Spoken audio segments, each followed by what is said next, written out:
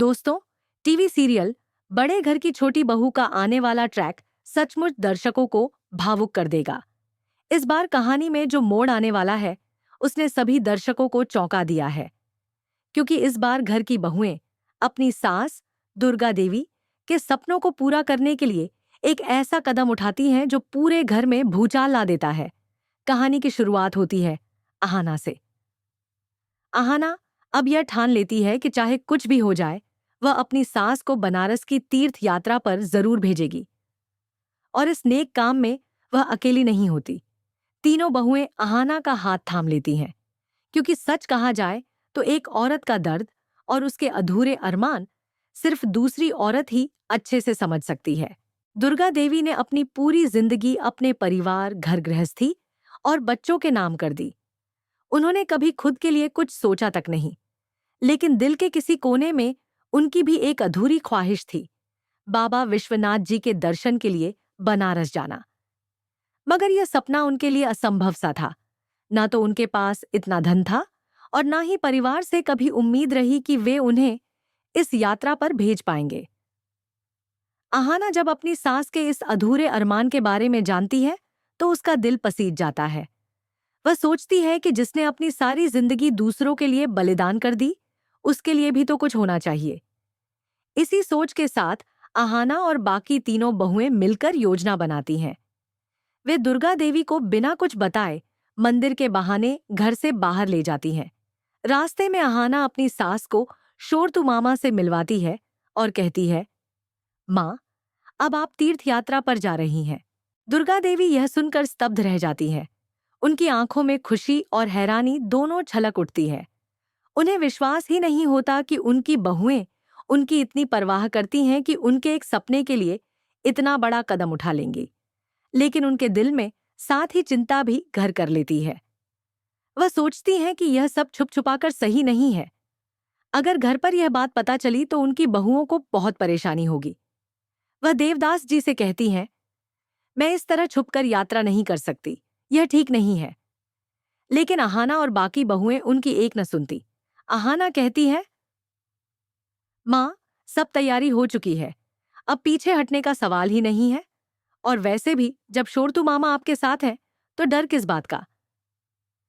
यहाँ देवदास जी भी अपनी पत्नी का साथ देते हुए कहते हैं, तुम्हें बेकार की चिंता करने की जरूरत नहीं। सारी जिंदगी तुमने अपने घर वालों के लिए ही जी है, अब कुछ पल अपने लिए भी जी लो। शायद यह मौका दोबारा ना मिले। दुर्गा देवी मन से तैयार न होते हुए भी अपनी बहुओं की जिद और पति के आग्रह पर मान जाती है। वह यात्रा के लिए निकल जाती है। बहुएं और देवदास जी उन्हें विदा करके घर लौट आते हैं। लेकिन लौटते ही वही होता है जिसका डर दुर्गा देवी को रास्ते में सता रहा था। घर पहुंचते ही पोल्टू सवाल करता है, तुम सब मंदिर से वापस आ गए, लेकिन मामी माँ कहाँ है? क्या वह भी तुम्हारे साथ गई थी? आहाना सच बोल देती है, हम मंदिर नहीं गए थे, माँ को बनारस तीर्थ यात्रा पर छोड़ने गए थे। बस फिर क्या था? पोल्टू गुस्से से तिलमिला उठता है। उसकी आवाज पूरे घर में गूंज उठती है। वह कहता है, इतना बड़ा फैसला तुम सबने हमसे पूछे बिना कैसे ले लिया? तुम्हें किसने हक दिया? ठाकुर जी और पोल्टू को बहुओं को जलील करने का सुनहरा मौका मिल जाता है। पोल्टू तुरंत ऐलान करता है, तुम सबकी सजा यही है कि तुम इस घर से निकल जाओ, अभी के अभी। अपने अपमान से आहत होकर कोई भी बहू घर में रुकने के लिए तैयार नहीं होती।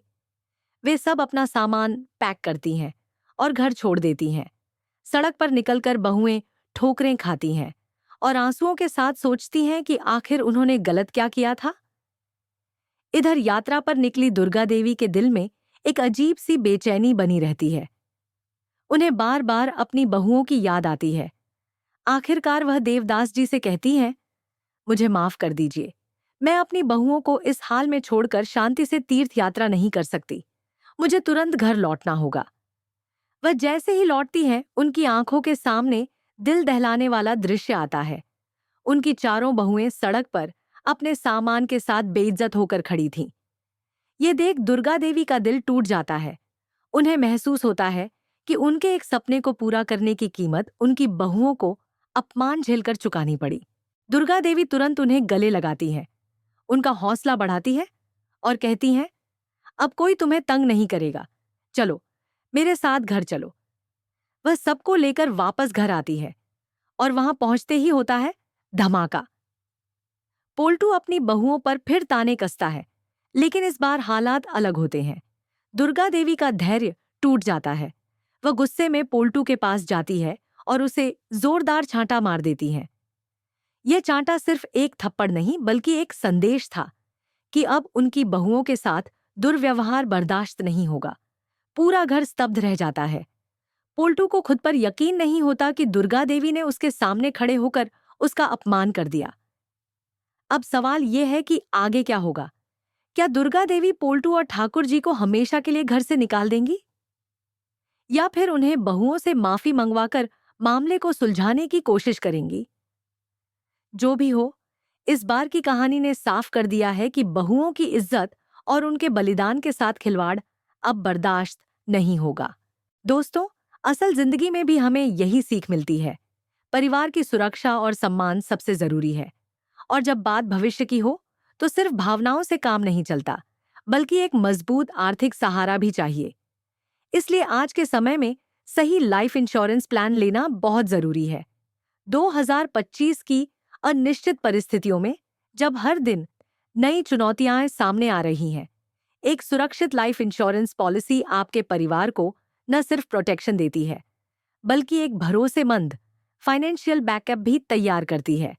अगर आप भी अपने परिवार के फ्यूचर को सुरक्षित बनाना चाहते हैं, तो अभी से यह स्मार्ट स्टेप उठाइए। और अगर आपको डिटेल्ड लाइफ इंश्योरेंस गाइड 2025 चाहिए, तो नीचे कमेंट में जरूर लिखें लाइफ इंश्योरेंस गाइड।